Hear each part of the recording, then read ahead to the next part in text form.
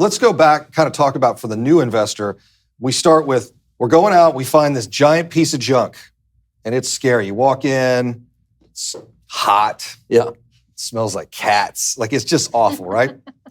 And you got to buy this thing. You don't want to use your own cash, so you're going to go to you guys. You got a hard money loan. We're going to get a hard money loan. So we'll have an appraisal. We're doing a survey. Got to do inspection. Of course, the inspection is going to be awful. Even on a brand new house, you get this inspection back sometimes. You're like, you got to be kidding me. Anyway, so we're going to use some hard money, buy the house, and then take me through that process of we've closed, we're using your money to purchase the property and renovate it, and kind of walk me through what that process looks like. Sure. The most important difference is that the appraisal is going to be a subject to repairs appraisal. So in traditional land, it's just imperative that you get the contract over to your loan officer. Mm-hmm. That's whenever the ball can really start moving. Conversely, in this, you have to get the contract and you have to get the repair budget over, because you can't order the appraisal until you know exactly what's going to happen. Because the subject to appraisal means that the appraiser is going to look at the property not only as it sits, but he's going to look at the repair budget and project what the home is going to look like and find comparables that will allow you to determine the value after those repairs are done. So that's a very pivotal thing. And I will give the advice of any new investor, make sure that you have that dialed in, because if you change it after the fact, it changes your value. It's not something you can do. So you have to make sure that your repair budget is really dialed in. So once you get that dialed in, the typical hard money lender can close in about 7 days. So it's a much quicker process. Wow. The hard money appraisers understand that they need to move a lot quicker because these are distressed deals, right? Mm-hmm. You can't, sometimes it's facing a foreclosure or some other, the home might be damaged and the seller's selling at a discount because they want to sell it fast. Mm-hmm. They can't take 45 days. Mm-hmm.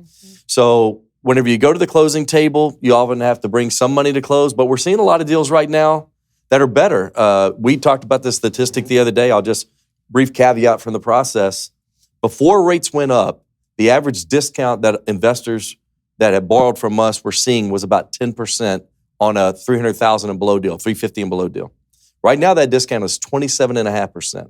So despite the fact that rates are higher and cash flows are a little bit lower, the equity capture is tremendous right now. It's really, really good. So it's a great time to be in the game. So anyway, whenever you know what you're going to be bringing to close, you have to, of course, bring a cashier's check or wire the money to close. Then after that, the big thing is the draw schedule, right? In almost every transaction, a contractor is going to require you to give them some money to kick off the job. Mm-hmm. The hard money lender does not do that. You're going to give them it's normally a third or 25%. So if it's a $30,000 job, you're going to need to give that person $10,000.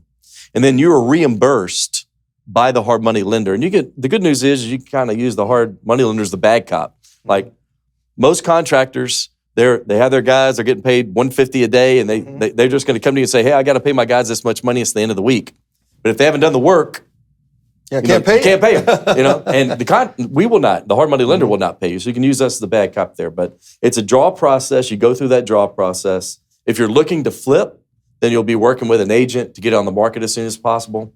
If you're looking to do a buy and hold and you work with someone like us, we'll be working on the refinance simultaneously with the rehab. So we're helping you, with the draws, and we're very prepared as soon as you complete that rehab to get it refinanced into either the non-qualified, no income doc loan or the conventional loan.